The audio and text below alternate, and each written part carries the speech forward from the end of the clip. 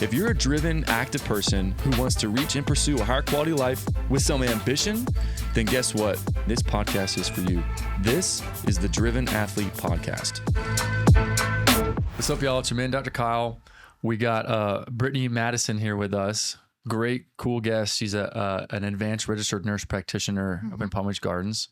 I know you're busy, super busy right now, especially as things are rolling into season. So yeah, appreciate you coming in, breaking up some time to come down here. Thanks for having me. So tell everybody where you're at and what you do. So I am a nurse practitioner. I work for Dr. Philip Seville. He is a spine surgeon in Palm Beach Gardens. I've been working for him for coming up on 2 years. And he also has a med spa called ReSpa. And I work there as well doing aesthetic treatments, Botox filler, other wellness treatments. So I have a nice, busy, full-time job over there. I mean, bouncing between both of those. Yeah, it's great. I love it. That's cool. And his wife, Renata, she helps. Yep. Renata is the owner, founder of ReSpa. So she runs the med spa and he runs the spine surgery practice. So it's a good team over there. That's cool. And so you've been there for 2 years. Yeah, almost 2 years. January will be 2 years. And prior to that, you were at another practice? Prior to that, I was with a different spine surgeon for 10 years and had my own aesthetic business for about 2 years. Oh, really? Yeah. Doing it, so like side hustle. I didn't know that. Yeah. It was called Inlet Aesthetics. So I just had my own LLC and did my own Botox and filler. Cool. Like traveling or do you have your own location? No, I had a little, I rented a room out of our spine surgery practice. Oh, perfect. Yeah. Simple. So it was similar to what I'm doing now. That's awesome. Yeah. So you've had a lot of experience with the aesthetics component of healthcare and what y'all can do. Right. Cool. That's awesome. There's a huge market for it, and men and women. You'd be surprised at who, is interested in the aesthetic side of things. Yeah. Tell me more. So like when you say aesthetics, what does that mean? Like Botox? Filler. We have an Msculpt Neo machine, which does kills fat cells and builds muscle. So a lot of patients use that in addition to their more conservative or more well-known therapy like physical therapy, chiropractor treatments. And then they want some help with building muscle in addition to what they're already doing. Yeah. A lot of them come in and use the Msculpt Neo machine. And we also use that on functional wellness side of things with our post-op spine patients or spine patients that are getting ready to have surgery that want to build up their strength leading into surgery. So yeah, amazing. Yeah. We have a handful of mutual patients that they come in and like, I'm doing the Mscella thing, with Renata and Brittany up there. But great, the more avenues to help get things moving and grooving and stable, strong, whatever, get feeling better, the better, Yeah. So with men, what parts? Like, what do you mean? Men, we do a lot of Msculpt Neo and also the Mscella chair, which you just mentioned, which is pelvic floor strengthening, not just for women. We use that for men as well because it helps really build up the lower abdominal muscles too. And then men do facials and Botox and filler now and then. I wasn't aware of that. Is that a common thing? Like, It's not as common as women, but like your schedule, what percent are women and men? A small percentage are men, but more than I was anticipating when I got into it. Interesting. Yeah. Okay. Yeah. I'll have to look into that. I don't think my wife has really complained about anything on me. So no. Really need to get in there. Yeah. Well, when she does, I know how to call. Yeah. I think we all just throw eye creams and face creams at our husbands. You should start using this. Yeah. We found this thing is really cool. You can use this. like Joe Rogan or some masculine guy's been using it. I don't know. Yeah. Do you want to try? Yeah. Try that. Really? He does? Okay. Jocko uses this? Yeah. Jocko uses it. You should use it. Exactly. That's funny. So with, I wanted to ask, so we have some mutual patients. I know pelvic floor is not an uncommon thing, right? For issues. And the Mscella chair is really helpful activating and stimulating pelvic floor musculature. Right. Is that correct? Yes. What kind of, if men are listening to this and maybe they're battling some pelvic floor issues, what kind of common pelvic floor things do they come in with? The ones that I've seen that are men are either we're using it in combination with the Msculpt Neo just to really get the pelvic floor and the lower abdominal muscles strong to help support low back problems. But we do have 1 or 2 men that have had incontinence issues and that have come in and used the Mscella chair and has greatly improved their quality of life. We had one man, unfortunately, was having to use diapers during the evening and was able to completely stop using them thanks to the Mscella chair. So, Amazing. I mean, that's a huge life-changing treatment So option. incontinence were the main thing you've seen so far. Yeah. And Yeah. then that treatment also supportive with like low back pain. Right. And are those also spine like surgical patients? Like Some they of them roll are, in some of surgery? them aren't. Yeah, they're either patients that are wanting to get stronger and more rehabbed after surgery, or maybe it's someone who's trying to avoid surgery and wants to do everything possible Yeah. before considering surgery. So those are just great additional treatments for patients on both ends like that. Yeah. Yeah. And then what else y'all do for that? Like use chiropractic, physical therapy, like Yeah, recommend that for them? all of that, all of the above. Just patient to patient, depends on their lifestyle, what they're doing before surgery. We see a wide variety of patients. We see a lot of equestrians out in Wellington. Those are very active people. We see a lot of people. We're in Jupiter and Palm Beach Gardens, so we see people who like to fish. We have people that have farms. We have people who are businessmen and women. So we have older patients who are snowbirds. We have people in their 20s and 30s. So you really have to dial in what they're there for, what their needs are, and what's figure it best out for patient to patient. Yeah. Yeah. Yeah. We see a lot of equestrians too. Yeah. I know like this season, it gets busier here Mhm. like starting now, usually January through May or April, like Yeah. really ramps up. Right. I just saw a lady in the office this morning who was one of our equestrian young girls. She's like 30, 31. And she's gearing up for horseback season. So Yeah. she's just trying to get as conditioned as she can with her kind of chronic low back pain, Yeah. knowing that riding is not going to make it any better.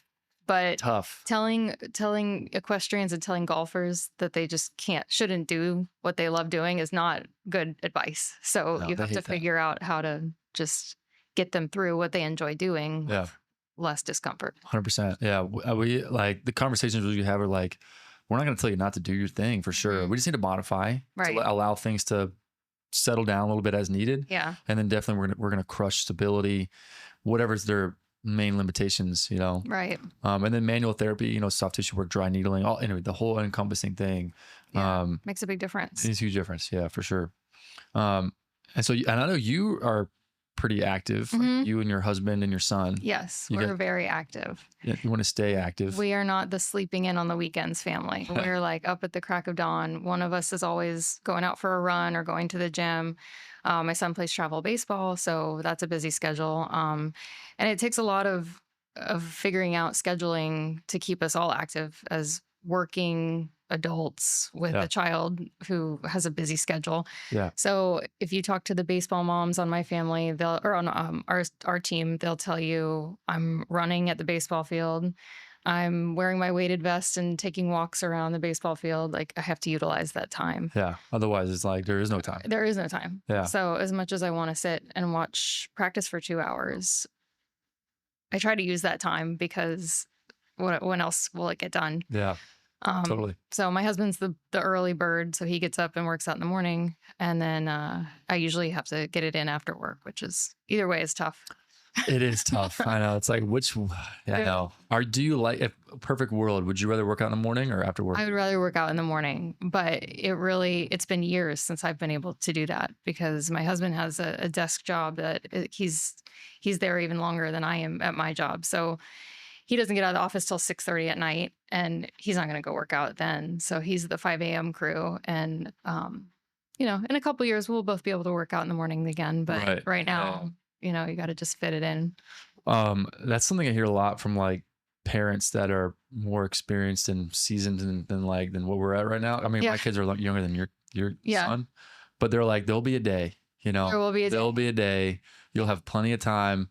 The house will be completely organized and clean, and then you're going to miss it. I know. And I'm like, okay, It seems so far away. I know, but eventually the day will come where you can make it work and you can get a workout in. And maybe you have to sacrifice like having the house be perfectly clean, but you get your workout in and you get your sanity back. 100%. I'm always like, what's the priority? Yeah. Like, what would you rather have? Right. Like, be totally stressed and not liking the direction you're going with your healthcare, your own health, fitness, whatever, and like a really nice organized home, Yeah. or vice versa, Right. you know, because like the dishes will always be there. You Yeah. know? Dishes will always be there. And also you have to learn to give yourself some grace too, Right. because I know it's a little different with moms versus dads, maybe the pressure we put on ourselves as It's different. women. But I've learned over the years to just, it's okay if you miss a workout now and then. It's like, it's fine. It's not going to be the end of the world. Right. If you feel like you need to rest today, or just, if your son needs you to watch practice tonight, Yeah. forget the run and go Yeah. watch practice. Like whatever you need to do. It's not, there's no point in stressing out about it too much. Right. 100. Yeah. I totally Just do what you can do. would agree with that. Probably something I need to do that better with myself, you know, a little more self-grace. Yeah.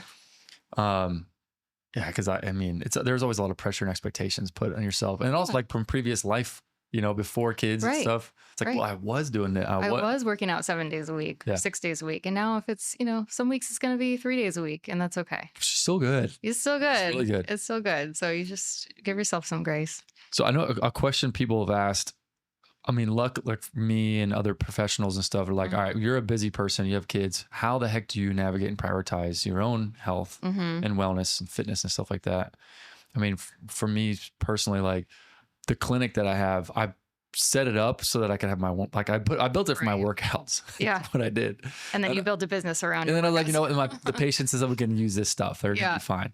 So fortunately, I mean, like I have a gym where I work, so I can just throw my shoes on real quick and knock out a workout before I go home, or between patients, whatever. Yeah. But not everybody has that luxury.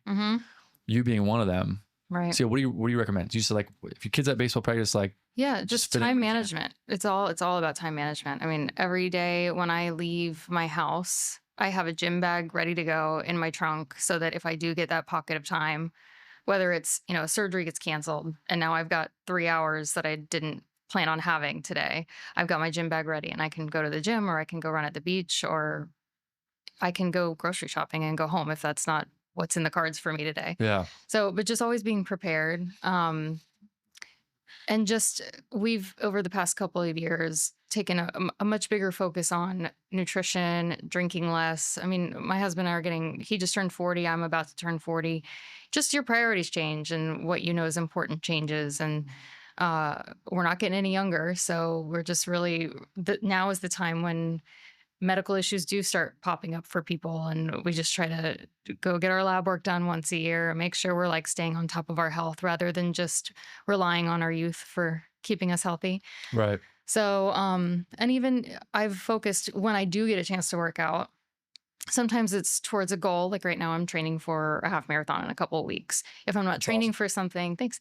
If I'm not training for something in particular, my focus lately has changed a lot towards workouts that are going to make me feel good and are not going to hurt me. So I used to do a lot of kind of CrossFit style workouts, heavy lifting. Oh, I've never been a heavy lifter, but more weight based. And now it's more of, what can I do to keep my bones strong, to keep my core strong? More Pilates, more bar class, more walking with a weighted vest, or just whatever I know is going to be overall healthier for me, rather than trying to keep up with things I see on social media, what the 30-year-olds are doing, what the 25-year-olds are doing. You have to change your routine a little bit. But ultimately, back to your question, it's just, just fitting in pockets of time, and just thinking about if what I'm going to eat or drink or what activity I'm going to do, if that's going to serve me overall for how I want this week to go, how I want the day to go. Takes a lot of planning and thinking and prepping, but if it's a priority, it's not that hard. Yeah, I was gonna say, so it sounds like the first thing is like, what are your identify what your priorities are. Like, what is it that you want? Right. You want to be healthy, your body not hurting, not being too aggressive to where it's going to like be a detriment to like your physical health. Right. And I stand for hours in the operating room. That's part of my job. And I'm wearing a lead vest that weighs, I don't know how much, but it feels heavy after a while. Through the whole surgery? Through the whole surgery, because we take x-rays throughout the whole surgery. Oh, okay. So you've got a full body weighted vest on, basically, and a thyroid shield that's protecting you from all the x-rays. So I don't want to do a workout that's going to hurt my back, that then when I'm trying to stand in the operating room for 10 hours the next day, I'm feeling it. Yeah, that's a great point. There's a lot of demand on your particular role. Right. And my good point. Career is more important to me than, having a six pack right now. So it's Whatever is the priority. or impressing all the influencers on Instagram. Yes, Yeah. exactly. Yeah. Let's say you're tired. Mm-hmm. You have a pocket of time that opened up. Mm-hmm. Is there something you tell yourself to be like, no, work out, or like, oh, let me just like nap, or Yeah. like rest? Nap is not usually my answer. I don't do well resting. I'm just one of those, I don't have it much chill in me. So run a little high strung, and I feel I'm an overachiever. So I like to get that workout in if I can. So I'm not, You just naturally gravitate I to like naturally, that. yeah. And a lot of Have you people, always been like that? I think so. Yeah. I've always, That's really helpful. yeah. Like if it's like I have a 2-hour window or an hour window. Right. If I don't go get that workout in that window, then I just feel guilty. So I don't necessarily recommend that. Yeah, I know. But, some days you need to rest. Some days you need to just sit and I always feel, because I feel a similar guilt, you know, where it's like, I feel like my filter of, hey, was today, well, I get home, my wife's like, how's your day? Yeah. I'm like, it was productive. Yeah. Or not. Right. That's how Or you maybe base. like moderate. Like, okay, what is the filter that's like, yes, productive, not productive? It's usually like, did I do some things that like actually moved the needle today for the practice that help people? And then did I work out? Yeah. It's like those two things. That's it. Those are like your daily goals. And if I didn't work out, then I'm like, well, not really. Like I could have done something else. Right. But if I plan it, I'm like, no, today's purposeful rest day. Yes. I'm not going to work out today. Then I feel way better. I'm like, then you don't feel guilty about it. But when it's like you could have done more, for some reason we just feel like we should do more. So do you purposely have like today's a rest day, or do you never? Yeah, I know like with my schedule, if I know it's a full surgery day and then I'm getting jacks to baseball that night, I'm not going to put that extra pressure on myself to either wake up at 4 a.m. and work out before I go to work all day, or to make sure I get it in that night. So usually on the weekend, I look at my schedule ahead and I figure out what my workout days are going to be the next week, like throughout the week. Oh yeah. I'm expecting this day to probably be bit slammed. I'm not going to work out that. I'm just not even going to stress about working out that day. But then those days that I do have time, I better get it in. So you've always been kind of an overachiever. Yeah. You said high strung. Yeah. Always like that as a kid? I think so. Yeah. College. Always like as a kid. I mean, my parents talk about how I never got in trouble. Like was always just, I was the rule follower, like very proud of my accomplishments and just wanted to succeed. Interesting. Are you familiar with the Enneagram personality? Yes. I'm a 3. You're a 3? Yes. Yeah, I am a 3 and I'm a Capricorn. I'm like all of the overachieving, I don't know, personality types that was set up for Well, me. that's good though. It's set up for success for the thing, and then you gravitate to things you like. And then you can also mold like expectations and your life kind of around to fit that. I'm a fan of the Enneagram. I think it's cool. I'm not going to like, live my life completely by it, but it's just like an interesting tool. I think it's very interesting. Super interesting. What are you? I'm an 8. You're an 8. I don't know much about anything besides my 3. For the 3. What's your husband? I forget what he is, but he is like, he's also very driven. We're very similar in our personality types. He's very stubborn, a little more stubborn than me, but very, very driven. Will not miss a workout. Will not sacrifice a workout for like anything. For anything. Yeah. So consistency. Very consistent. I mean, like with his Ironman training that he just did, I mean, you have to be very, very driven and very dedicated for that. And he has a full-time job as well. So talk about fitting it in, like 5-hour bike rides on Saturday morning, starting at 5 a.m. I mean, it's nuts. That's crazy. So hopefully we're instilling some of this in our son. He's watching this happen. He's watching it. I mean, I hope we don't push him the other way and say like, oh my God, my parents are nuts. I don't want to be like them. That's the last thing I want to do. I'm never doing that. Right. Like we're we run on Thanksgiving morning. Like we do the turkey trot. We do the turkey trot. We were going to sign up for that this year. Yeah. It's fun. But I read on the website that you can't have strollers there. They say that, but every year there's strollers. Whether you're willing to risk it or not. But because I had this discussion with friends like the past couple of years and they're like, it says no strollers, but then there's always people there with strollers. The one in Tequesta, we do it every year. That's the one we were going to do. Yeah. The 4-miler. Mm-hmm. But we have like my daughter's 5. Yeah. My son's 3.5. And then my baby's 11 months. So we would have the double stroller, the Bob. Right. And then my daughter would probably run, walk, Right. ride on the stroller. One of us is going to carry I them. feel like if you stick to the back of the pack, I mean, it's a problem if you're up at the front trying to like win the race, but if you stay to the back, I don't think they're We'll gonna have to like tell you not reinvestigate. to. We ruled it Yeah. out. No, And then they're like, reinvestigate. I think I actually have a friend coming into my office this afternoon who had the same question last year. Let me find out if she ended up using the yeah, stroller. and then text me. Yeah. Because my daughter was really old. Like, and my son, they were like, we told It's them, like, fun. we're not going to be able to do it this year. You Yeah. know, they were bummed Yeah. because we told them what we were going to do. I think you'll be able to do it. Just I was go on signing back. up, and then it was like, And they let's get a try- pie at the end. Yeah. It's cute. Yeah, for sure. Yeah. All right, we're going to check it I'll out. find out. Yeah, let me know. So your husband's probably a 3. Yeah, something like something maybe very an 8. similar. Something also maybe an 8. Yeah. Like, yeah, interesting. But it's really cool. I've actually done Yeah. a couple podcasts on just the Enneagram. Oh, It's I'll have really to go interesting. back. I'll have to find Yeah. those. And then one of my guys that like, he's a mentor of mine, he came in and we talked a little about, he's a coach, about coaching with Enneagram personality styles and like how to communicate to different kids, Yeah, expectations, because it makes a big difference. I mean, when you have to understand how somebody else is, how they tick. what motivates them, what drives them, Yeah. and it's not the same as Right. what works for us. The lens and how they perceive everything. It's like, I think number one, because I talk with people about that too, like, can you accept the reality that they don't have the same perspective you do? Right. And number one, That's hard for people. Can you just aware of that? Right. Okay, check that box. Cool. Now, what are they though? Yeah. And then how do you communicate effectively? Or if they're in a certain mood or whatever, like why maybe? Right.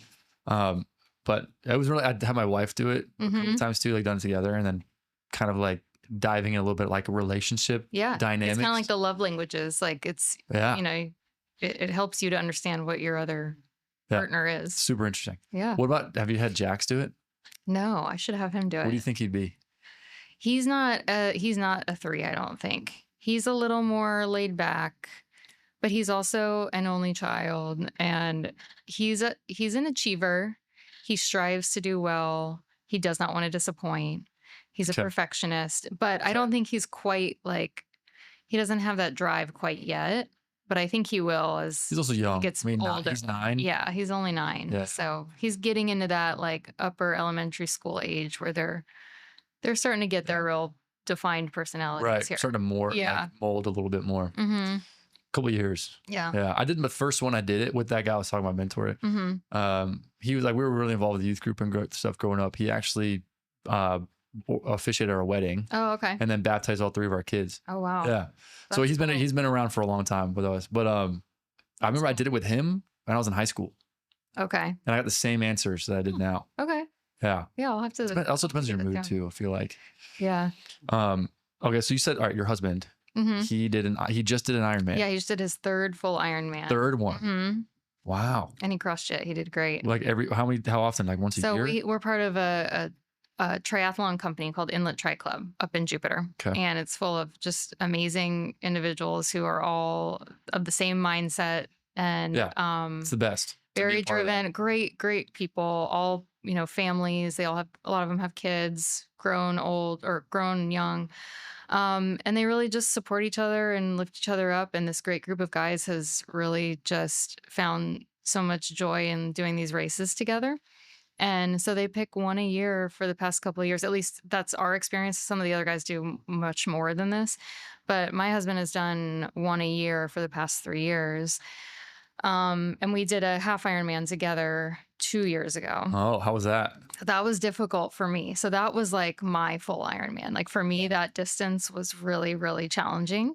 Yeah, And it's a lot. it was a lot. I finished it. I finished in the time, and Amazing. it was a great experience, but it was very challenging. So the triathlon club, the guys they get together and do all their training together, and it's a lot of fun. And then we basically take a big trip together, and we all stay in a house, and us wives do all the, we're the Sherpas, and we get them whatever they need, and it's just a lot of fun. Cool. And kind of that, what we were talking about earlier, as you get older and you have to kind of rediscover yourself a little bit. So we went from having all of our friends were through the CrossFit gym, 10, 15 years ago. And now we've kind of shifted a little bit Yeah. to now we have these triathlon families. That's cool. And, the kids are watching everybody train and have a goal. And I think it's positive. And around all the like-minded people. And around all the like-minded Yeah. people who can still have a good time, but we're not out drinking at the clubs or bars together. We're like, having, I don't know, running parties and stuff. It's kind of nerdy, but it's like, that's where we are now. Yeah. It's funny. But so you guys go on a trip like for the Ironman? Yeah. So like they just did Ironman California, which was in Sacramento 2 weeks ago. Cool. And so y'all just got back? Yeah, we just got back and we spent a couple days in Monterey in Northern California after the race. And we just like pick a fun destination and they train for a couple months and go get it done. And we get to take a little family trip out of it. That's really cool. Yeah. No, that's awesome. Yeah. I mean, like, I would totally agree. Like I've heard, I'm sure you've heard the saying too, like you are the melting pot of the 5 people you hang out with most. Yes. And then, if you're going to hang out with if you want to be an Ironman competitor, to hang out with 5 other Ironman competitors, you'll be the 6th. Right. You have to find people that have the same goals as you. And I don't mean for it to sound like, it has to be these high achieving goals. Like a full Ironman is, it's like marathon running. It's just not a lot of people find that to be fun. It's not really my thing. Yeah. And physically too. Yeah. It's physically demanding. It's mentally demanding. Totally. I think it takes like a special type of wired person to get through something like that. But there's so many other things now. There's pickleball. There's all these like super popular now. Yeah, super popular. I think it's great that there's all these opportunities for people in all stages of life to get out and find something new that can pull them to meet new people. Yeah. There's all these wellness clubs now. Do you see like the club is one of them on the weekends that is the Jupiter Social Club? Yes. Yeah. They have them all throughout South Florida now. Dr. Gianna, they do that. Yeah. And it's doing stuff right. So they're all going and they have like cold plunges and they run a little bit, or there'll be like a HIIT class set up. And then there's like, sports drinks there, and it's all just geared towards getting people together and encouraging them to be healthy. Yeah. Yeah. Just so great. So when did you exit the high intensity lifting with CrossFit style workouts? Probably when I had my son. Oh, I think, like after I still worked out. I was doing like Orange Theory when I was pregnant with him, just to kind of scale back. And then after I had him, I kind of hopped around to different gyms. I did like Hard Exercise Works and a couple of the other gyms up in Jupiter. Yeah. But I just found it really difficult for the first like 5 years after he was born to like find a good steady routine. Didn't feel great about myself, but it was just like the stage of life, the season of life that we were in. So I was doing a lot of home workouts and trying to find like home programs, what was the one, Beachbody, stuff like that used to be popular 5, 10 years. He's 9. So somewhere in the last 4 or 5 years. Yeah. And then now that once he got a little older and I was able to start getting back into the gym and just kind of finding running again, and then getting back into sprint triathlons and doing long distance triathlons, I'm not necessarily great at any of it, but it keeps me motivated. And I do really well with having a goal and a training plan. Yeah. So, and I have to cycle on and off of it. You sign up for something. Yeah, it's you sign up. November 30th, you have this thing. Like, I got to be prepared. Exactly. So that actually really does help too with those days where you have the pockets of time. It's so easy to just be like, I don't need to go to the gym. But if like today I'm supposed to get a 6-mile run in today that's what my Training Peaks says I'm supposed to do. Yeah. So like that at least motivates you more than if you didn't have a training program to be like, okay, I got to go get my 6 miles done today. Yeah, I have to because I signed up. And that's what it tells me. If I want to be successful on race day, then I need to get this done today. Yeah. All right. So it sounds like, let's summarize real quick. Yeah. Sounds like number 1, identify the priorities. Like, what are your priorities? Like, what do you want? What are your goals? Like, what do you want to have? Right. Number 2 would be to surround yourself with people that are like-minded to influence you in that direction. Absolutely. And then number 3 would be to sign up for something. Yeah. Right. Because then when you have pockets of time, you're going to prioritize, like, I need to train for this thing so I don't embarrass myself or get hurt or something. Right. And waste my money, and sign up for this thing. I think it helps a lot to have a goal. Yeah. And a lot of the gyms do their own goals too. So it may be as simple as sign up for a gym. Like if you're trying to do it all on your own at home and it's just not motivating you enough, then maybe it's time to get some form of accountability. Yeah. A new environment. Yeah. Totally. And publicly in front of other people, like together. But it's also surrounding yourself by people that are somewhat, like-minded, same kind of thought. Right. That's cool. That's awesome. Well, yeah, hopefully, I mean, your son's watching it. I mean, from what I've told, my kids are younger than your kids, so I'm less experienced than you. But what I've heard from other people is like they do watch. Yeah. And like, I mean, as an example too, like my kids will say things that we say. Yeah. They hear it and they see it. They like my daughter. Yeah, it's just funny. Like she spilled something and she was like, "Gosh, dang it!" And I was like, "Oh boy." They're like, "Where did she hear that from?" What we try exactly. What we try to say like to be more funny is like we'll say like "Dadgummit," you know. Yeah. You ever watch like there's Bill Dance. He was like an old fisherman guy in Tennessee. The old show and fishing show. Mm-hmm. Do you know what I'm talking about? I think so. It's really funny. I mean, that's just not my thing. But Yeah. he just would say that a lot. That was his thing. So I would just say it in our, if we drop something or if something gets canceled, like, oh, dadgummit, you know? Right. So they hear say everything. that. So they'd be at school and be like, dadgummit. And Yeah.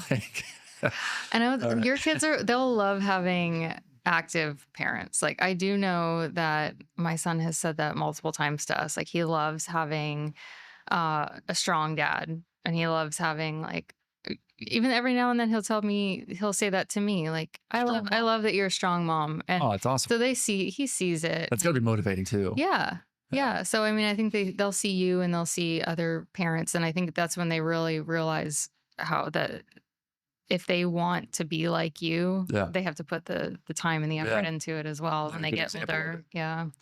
No, I love that. He's definitely watching. And but the other cool thing is like my wife will go like work out like like twice a week right now.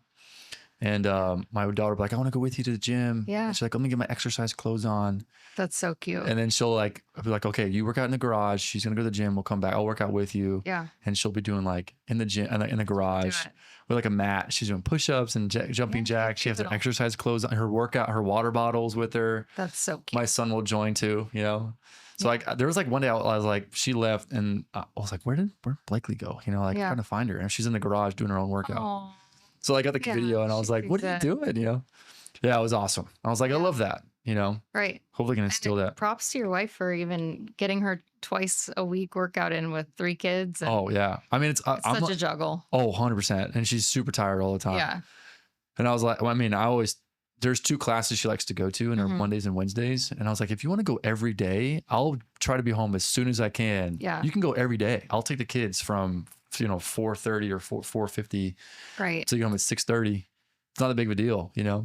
And she's like, no, I just want to go twice. I'm like, all right, let me know. And that's huge that you're offering that too, because a lot of, not all couples work that way. Yeah. So she probably even feels guilty, like asking for those 2 days to go and do that. But I'm like, if you immediately just keep stop. encouraging it, it's helpful. Just go. You know? My husband will do the same thing. Like, just go. You don't have to tell me what you're doing. Just like get out the door. Because you need do it. some separation time. Yeah. It's so crazy because the kids will be hanging on her and like, don't leave me. Right. I'm like prying them like, off of the. She's got to go. She's like, I'm sorry. And I'm like, just roll up your window. And just drive. They'll be fine. Like, they'll be okay. They'll be okay. Because every single time you leave, within 3 to 5 minutes, they're totally fine. We're playing, having fun, whatever. I know it's hard though. It's such a hard season to care for yourself. It is. You got littles. I don't, and like as a man, like a dad, I don't feel it the same way that a mom does with the kids and like leaving. You know?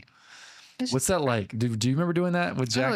Oh yeah. No, it was. I definitely sacrificed my workouts to be home a lot. When he was little, like I can't leave. I can't leave. Or when he was really little, I would take him with me to the gym. And I mean, the second he made a noise, I was like, okay, I'm done. Like I'll go get him.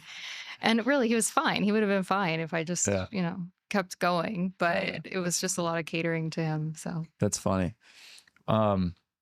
Yeah, it's tough. And nighttime's also tough. You're not sleeping. Then it's much easier to say, oh yeah, I'd rather get my nap in today because you need it at that point. Oh yeah, totally, for sure. I don't have that excuse anymore. We're all sleeping through the nights, which is good. Yeah, we can't. He didn't sleep until he was like way too old. So I mean, I don't know. Like how old? 3, 4. He was still like would get up. It just early. He was just an early riser. So I mean, it would be like the 4 o'clock hour, and he would be like up for the day. It's tough. So. Yeah, each kid's different. It's like at nighttime when it's like, all right, he's in bed. It's 9:30. Yeah, I have a choice. Right. I can like watch a show. Yeah, have a drink or something, have some Right. snacks, or I can like go to bed Go to sleep. immediately Mm-hmm. because I know he's gonna be up. I know. It's tough. It's a daily battle Yeah. because Mm-hmm. we're Yeah. because our 11-month-old, we've sleep trained him, but he's resisting for sure. Like he Yeah. was up for an hour last night from maybe 11 to 12 or something, or maybe 10 to Oh, 11, yeah. that I was It's in tough. I'm going in and out, Mm-hmm. trying to continue the sleep training process. Yeah. And It's then my wife's like, not easy. it's been an hour, something's wrong. And I'm like, bro, like we have to continue this. Yeah. Anyway, she went in and got him. I was like, oh man. I know. It's tough. It's tough. I mean, I didn't sleep train him. That's why my husband would be like, leave him. And I'm like, I can't. Yeah. He needs me. Yeah. I know. I'm like, I haven't actually, no, I've been tucking my wife off a cliff for all Yeah. 3 kids with that. It's hard. Like I would like leave the house and go for a walk. Yeah. She's Like you got to get out of here. it's cruel. I can't leave them. So she'll like watch the monitor Yeah. as they're, That's how I crying. was too. And I'm like going in and out. There's a crescendo of more crying. Yeah. And it's every time I'm like, turn that I fucking thing know. off. It's Because terrible. like you're making it worse for yourself. Mhm. It's like, I can't not look. I know. It's terrible. I was not good at that. That's funny. Well, it's a common thing, Yeah, apparently. It's a common thing, apparently. Right. But okay, so and Jax is playing travel baseball. Yeah. He plays travel baseball. And he's training at a Rise, right? Yes. Yes. Which I love because they start this great foundation at such a young age for getting the kids used to an organized workout. It's mostly body weight stuff. They're not doing, they're not lifting heavy weights. Yeah. They're lifting like, what are the balls called? Like the Medicine balls. They'll use some of those, or they'll use very, very light dumbbells maybe. But for the most part, it's like speed and agility. It's body weight squats and push-ups and wall sits and Coordination. So they do an hour of that once a week right now, and then they go into their hitting sessions there. Cool. And then we have him in like catching lessons, and he's starting to do a little bit of pitching lessons. He's a catcher? He's a catcher, yeah. But he wants to And he pitch. plays some outfield. He wants to do everything. He just wants to play wherever he can play. Cool. So he was playing catcher pretty consistently a year or two ago. And then on this team, we have a really, really good catcher. So he's kind of taken a step back with catching. But we're still keeping the lessons up because it's such a good position for him to be also skilled at. Just versatile. Yeah. But yeah, Rise is a really great facility for those youth conditioning. Yeah. And also good, like, well, 2 things. One, like we have a lot of youth athletes we see too. Mm-hmm. And we're always going to advocate like to not specialize in like one position. Yeah. Like play a lot of things, play to multiple sports. It's just going to make you a better athlete in general. Right. And there's less risk of injury actually with playing more sports because you're not like doing the same thing over and over again. Yeah. But then also like training in a facility like that, they witness their friends working out and then athletes that are older than them. And they're like, oh, that's what that looks like. Yeah. When like, the big boys are in there working out, that. They like to be working out in that same area. In that environment. Yeah. I want to be like them. I want to do what they're doing. Like if I'm slacking or like I thought this was hard, like this is way harder. Exactly. I need to pick it up, which is good. Yeah, definitely. I used to love that when I was like a young athlete and I'd be in there with like see the bigger kids. See the bigger kids. I'm like, I thought that I was working hard, but really not. It's humbling. They've got to see that. Yeah, totally. Yeah. And then Arise has their own travel team. Mm-hmm. That's the team he plays on. Yeah. So they've had travel teams for the older groups, like I think 12, 13, 14. And they just added 10U and 11U this past summer. So he started with them over the summer because we've been familiar with Arise and he's done training there for the past couple of years. So it was a good fit. So we went over there and we've traveled up like to Sanford and we do some traveling a little bit south, Boynton, Boca. Yeah. Kind of Stewart, the areas around here. And it's good. It keeps us all busy. I love it because, it is a lot of weekend time at the field, but we're all there together as a family. So it's like family time. Totally. And we have a really great group of families there together. So when you're looking at it from the outside, it's easy to be like, oh, this is like a lot of work and time commitment. And I would never put my kid in travel sports and all of this. But really, it's like, I don't know what we would be doing otherwise. Like, my boys are kind of homebodies, so they like to sit around the house, and this just at least gets us out, and we're all in the same place, and is making lots of memories. Right, exactly. Family excursions. Yeah. It's productive. It's Yeah. It's like We'll do like dinners after with the team. It's just fun. socializing. Social. Yeah. We're definitely getting our kids in sports. Yeah. Like if they don't like, we're going to expose them to that. And if they're into it, we'll facilitate more. And I could see travel being definitely a part of that. Yeah. And signing them up for things that they don't necessarily want to also. Like I forced him to do basketball last winter. Oh, okay. And he was so mad at me when I signed him up without talking to him about it, but then he loved it.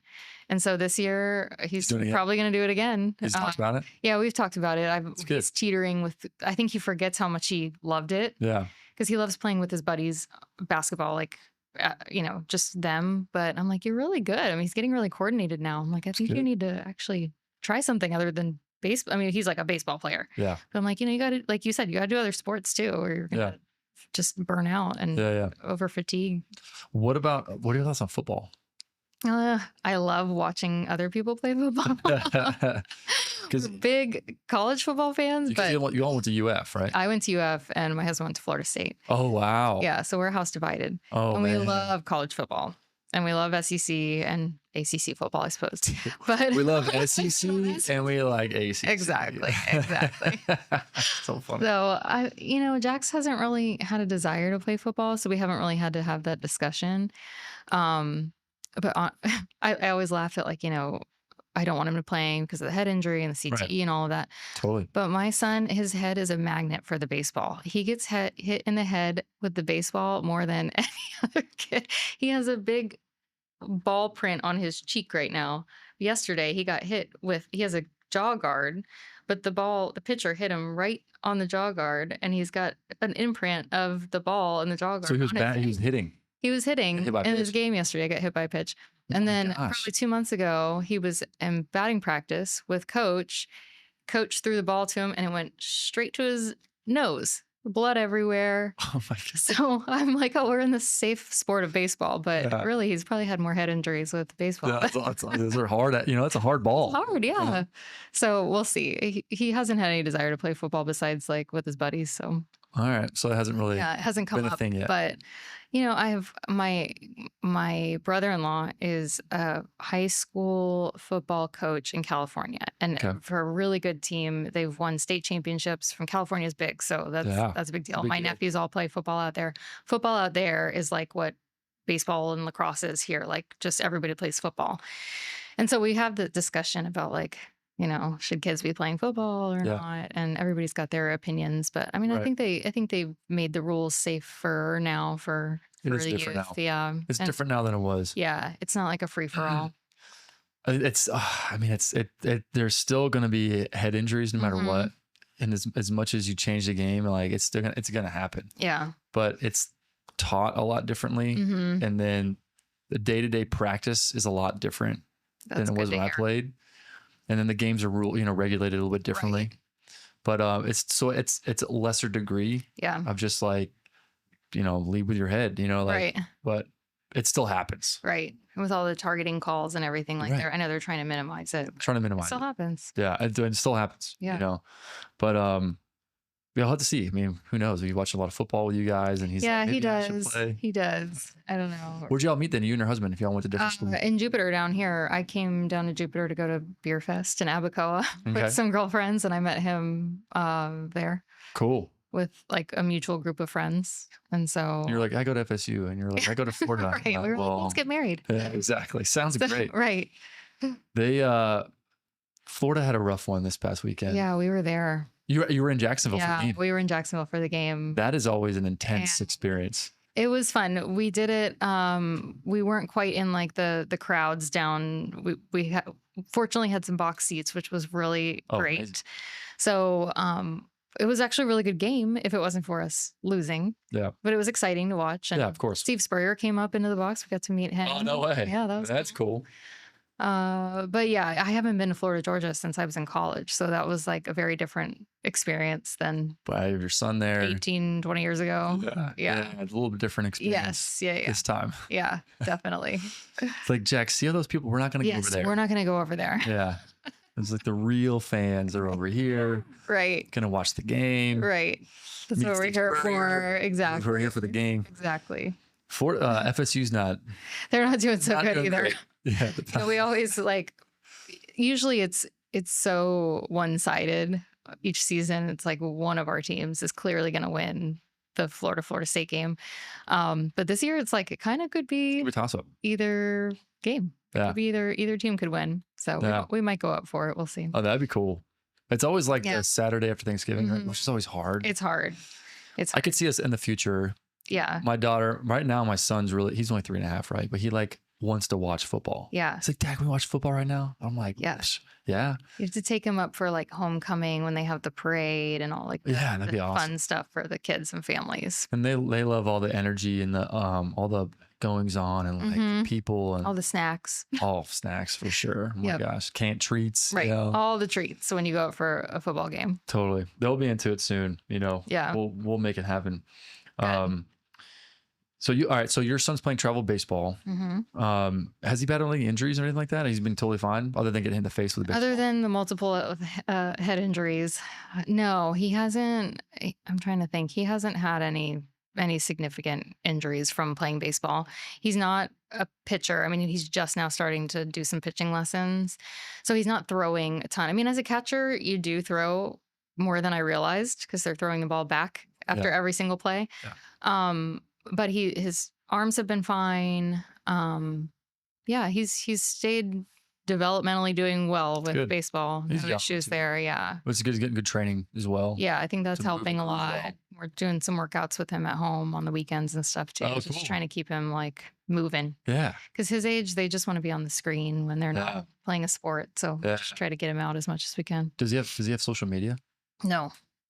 It's good. No social media. Yeah. I think we're far from that with him. I know every kid's different. Like some of his friends already, I don't know that they have social media, but they're just so much more kind of mature or more like they're ready they want a phone. They want the social media stuff. Jax has never really expressed that interest yet. He's not there yet. He's not there yet. It's good. So we're just keeping that as long as we can. Yeah, totally. Yeah. Man, I will staunchly be we're not getting social media until I mean, well, now it's 16 years old and legally, right? So good, right? Well, even his whole team, they started a group chat, and so all the moms were like, okay, send me your kid's phone number or email account so we can add them to the group chat. And we were the only ones that didn't have a phone number or an email account set up for our son. And I was like, is this a thing already? And they're like, oh yeah, they already have their iTunes accounts or Apple accounts and all of that. So we ended up doing it, but it's just for him to be able to group chat. And he doesn't really know how to do anything else with it. And we have controls on everything, but it's good. It's weird, getting to that point. I know. I can't even imagine. No. What? No phone? No, it's very strange when it's your kids getting to that point. Man, I can't. Yeah. I'm not ready. Definitely not ready. So, all right. So also before we land the plane, you, as a nurse practitioner, you do the orthopedic side, right? Back to work. All right. So you're in the operating room. Yeah, I'm in the operating room. Dr. Seville. For all of his cases? All of his cases, yep. So I'm usually his first assistant. So he's standing on one side of the table. I'm directly across from him, looking in the other side of the microscope with him if we've got a scope for that case. I know all of his instruments that he needs. So we have a scrub tech that has everything set up, and then I help them, get him whatever he needs for the case. I do our closures for our cases, so do the suturing. And then I see all of our patients for their post-op visits. I mean, he sees a lot of them too, of course, but I'm the one who kind of triages and keeps up with them after surgery. And I love it. I love that part of being I love seeing the patients when they come in pain, unfortunately. Yeah. Finding their surgical plan for them, being in the operating room with them, and then getting to see them after surgery. It's very fulfilling. That's cool. Yeah. The whole process. Yeah. Mm-hmm. And y'all do, when I had Dr. Seville on here, he was anterior disc replacement is a common one in the neck. Yeah. And we do a lot of cervical disc replacements and a lot of lumbar disc replacements, which is great because it's a newer technique. It's not new, but it's newer than the fusion. And so a lot of surgeons weren't trained on doing lumbar disc replacements and even cervical disc replacements. So I think that really sets him apart. Yeah. And that's awesome. Patients come from all over to find him to get their disc replacements. And he does a really great job. That's cool. Yeah. What's the protocol? So they do disc replacement surgery. And also what other surgeries? You do spinal decompression? Yeah, we do Like the pre-meds? decompressions, microdiscectomies, laminectomies, foraminotomies. I mean, we do a little bit of everything when it comes to spine. We don't do a lot of deformity surgery, so like scoliosis surgery, but pretty much everything else is on the table. Cool. Yeah. And what's the usual process? So like somebody comes in, like if someone's like, hey, I'm battling back pain, they're listening right now. Yeah. Right? What do they do? Yeah, they come in, they tell us what's going on. We do a good thorough history and physical exam. We have x-rays in our office, so we usually start with some x-rays. And then most patients get sent out for MRIs, which shows us a lot of information, shows us all the structures of the spine, the soft tissue, the discs, if they're just nerves being compressed, which can be causing arm and leg symptoms, spinal cord compression, could be causing weakness in their arms or legs. So that gives the MRI is like, that's what tells us what's going on. And then we set up a plan for them. If they haven't done anything yet, we usually start pretty conservative with physical therapy, anti-inflammatories, maybe do an injection or two with steroids or with PRP. We do both of those in the office. And then if none of that helps, then we start talking about surgery. Sometimes we jump straight to surgery if somebody is really Severe. neurologically compromised. Yeah. So it just depends on what's going on. But yeah, that's the process. And then he really sits down and comes up with an individualized surgical plan, and we get it done. You schedule, and if it's surgery is indicated, you schedule surgery. And then after surgery, they come in 2 weeks later and we look at incisions, we take x-rays, we just overall go through how they're doing, adjust any medications that need to be adjusted. Most of our patients are not on chronic opioid therapy post-op, by the way. So, I know that's something that a lot of people are scared of when they hear back surgery. They think of, long-term pain medication, and that's not at all what it's like anymore. Totally. It used to be years ago, but that's not it anymore. We give them a small amount of opioids, and most patients don't even need all of that after surgery. So they come back in, and usually by 6 weeks, they're getting back into some PT, getting back to some rehab. And usually by about 3 months, we're restriction free for the most part. Cool. So very different from when I started working in spine surgery about 12 years ago. And we were still doing, almost everybody got a lumbar fusion. Like that's what you got if you were having back pain. And it was a year-long recovery and lots of meds, and, it was a long process. Yeah. Now, 2 years ago when I started with Dr. Seville and started seeing these disc replacements, it was life-changing. This is a really much easier recovery process for patients. That's good. With great outcomes. When could a patient expect to be able to sleep well, roll out of bed, walk, do work? It depends. A couple weeks after surgery, most patients are doing all of that. So we see them 2 weeks later. I think if we see most people a week later, still a little slow.